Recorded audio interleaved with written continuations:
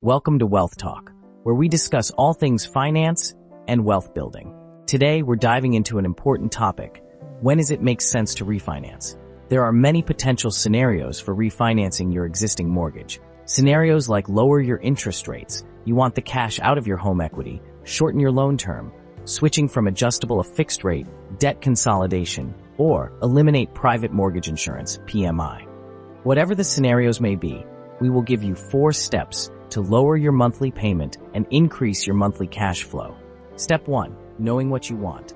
To lower your monthly payment, you need to avoid a cash-out loan. A cash-out refinance is a type of mortgage refinancing that allows you to convert part of your home equity into cash, which means your loan balance will increase, so will your mortgage payment.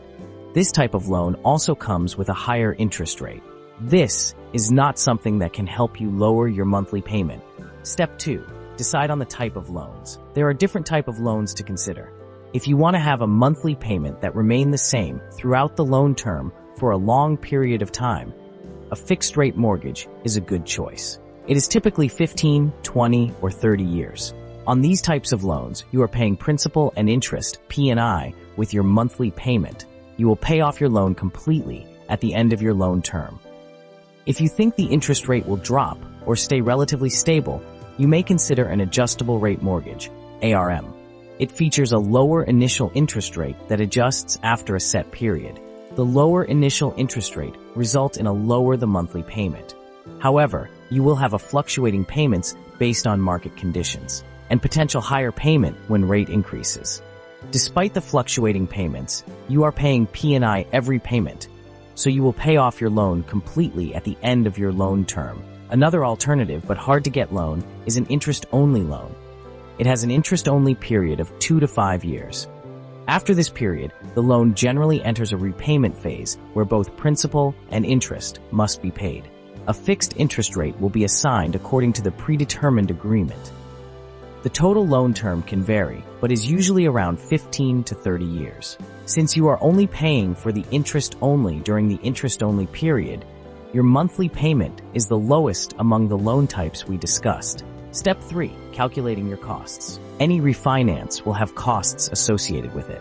You need to understand what they are to decide if it makes sense to refinance now.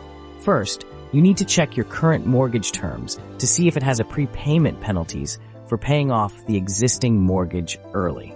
This could be a non-starter if the penalty is too high. It could be 1 to 2 points of your loan balance. Second, there are closing costs involved. These are fees paid at the closing of the refinance, typically ranging from 2% to 5% of the loan amount. These are origination fee, points, appraisal fee, title insurance, attorney fees, escrow fees, and credit report fee. You should ask for a no points, no costs loan, for avoid paying any out-of-pocket money when you refinance. What are points, and how can we use it to our advantage? 1 point is equal to 1% of the total loan amount. For example, if you're refinancing a $200,000 mortgage, 1 point would cost $2,000.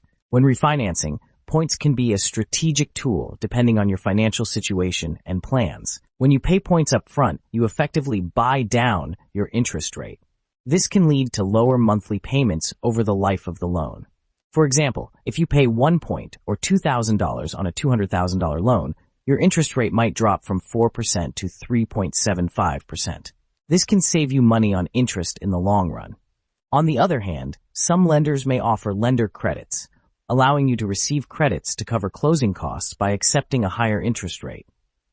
For example, if you choose to take a loan with a higher rate, say 4.25% instead of 4%, the lender might provide credits that cover your closing costs, but it will lead to higher overall interest payment. Always weigh your options and consider consulting a mortgage professional to make the best decision for your circumstances. Once you know your costs, you can move on to Step 4. Calculate your break-even point. The refinance break-even point is the time it takes for the savings from a lower monthly mortgage payment to offset the costs associated with refinancing. Knowing this point helps you determine whether refinancing is financially beneficial for you. Here's how to calculate. Add up the refinancing costs you already calculated in Steps 3. This includes closing costs, points, application fees, appraisal fees, and any other expenses associated with the refinance. For example, your total cost is $5,000. Next, you calculate the difference between your current monthly mortgage payment and your new monthly payment after refinancing. For instance, if your current payment is $1,500 and your new payment is $1,300, your monthly savings would be $200. To calculate the break-even point, you divide the total refinancing costs by your monthly savings. Using the example above, divide the costs of $5,000 by the savings of $200 per month, and the result is 25. This means it will take you 25 months to recoup the costs of refinancing. Using this break-even point, you now can decide whether to refinance. If you plan to stay in your home longer than the break-even period, refinancing may be worthwhile. If rates are expected to drop, paying points to lower interest rate is not a good idea. It is because you can refinance again if the rate dropped. You don't need to pay the unnecessary points to lower your interest rate. While refinancing can lead to lower monthly payments and better loan terms, it's essential to consider these costs carefully. Always request a loan estimate from your lender to get a clear understanding of the total costs associated with refinancing. This will help you determine if refinancing makes financial sense for your situation. Thanks for watching Wealth Talk. If you found this video helpful, give us a thumbs up and don't forget to subscribe for more tips on managing your money. See you in the next video. Understand that knowledge is power. Watch this channel, gain knowledge, and become wealthy and powerful.